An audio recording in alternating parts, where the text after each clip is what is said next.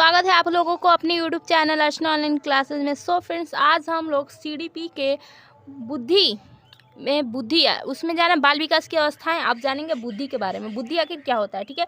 तो इंटेलिजेंस समस्याओं को सुलझाने में मदद करती है। इंटेलिजेंस अर्थात बुद्धि समस्याओं को सुलझाने में हमारी मदद करती है। बुद्धि से ही व्यक्ति तर्क करता है। बुद्धि के वजह से ही व्यक्ति लोग सोच पाते हैं तथा इमेजिनेशन किसी की चीज़ को इमेजिन कर पाते हैं, ठीक है।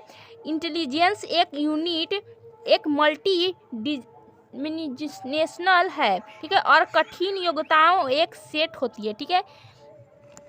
नेक्स्ट हमारे की बुद्धि अस्थाई और परिवर्तनशील होता है। बुद्धि जो है कि अस्थाई है और परिवर्तनशील भी है, ठीक है।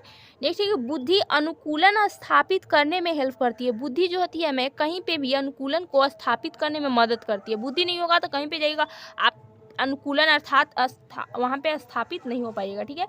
बुद्धि के प्रकार, अब बुद्धि के प्रकार कितने होते हैं, ठीक है।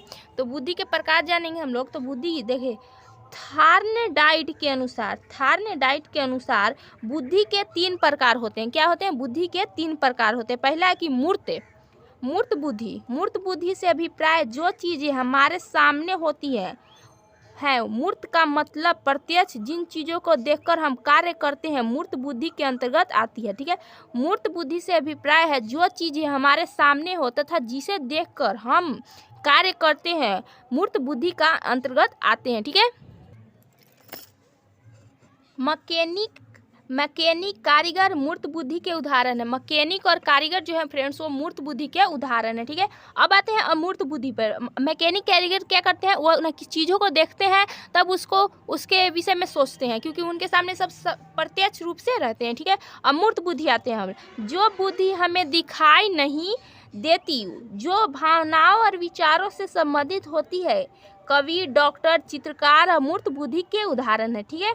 कवि, डॉक्टर, चित्रकार अमूर्त बुद्धि के उदाहरण है, ठीक है।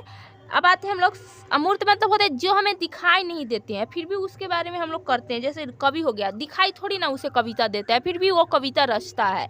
और डॉक्टर हो गया, उसे वो नहीं जानता कि उसको ऑपरेशन कर सक्सेसफुल होगा या फिर नहीं होगा, उसको पता भी नहीं चलता है फिर भी वो करता है, ठीक है। उसे अमूर्त कहते हैं। नेक्स्ट है कि सामाजिक बुद्धि। जो समाज सेवी होते हैं समाज के लिए कार्य करते हैं सामाजिक बुद्धि के में आते हैं, ठीक है। जो समाज सेवी होते हैं समाज के लिए काम करते हैं उनके पास सामाजिक बुद्धि होती है, ठीक है, वो सामाजिक बुद्धि में आते हैं। नेक्स्ट हमारा जानते हैं कि नेता, व्यवसायी, समाज सेवी, अध्यापक आदि सामाजिक बुद्धि के उदाहरण हैं। जो नेता लोग होते हैं, व्यवसायी लोग होते हैं, समाज सेवी लोग होते हैं, अध्यापक लोग होते हैं, वो लोग सामाजिक बुद्धि के उदाहरण हैं, ठीक है। नेक्स्ट हमारे 1916 ईस्वी में टर्मन के द्वारा बुद्धि लब्धि का संशोधित सूत्र दिया। इन्होंने संशोधित किया वह था सूत्र, ठीक है। वह सूत्र था, एक सूत्र था 1916 में टर्मन द्वारा बुद्धि लब्धि के स्थापित सूत्र दिया गया। तो वो क्या था?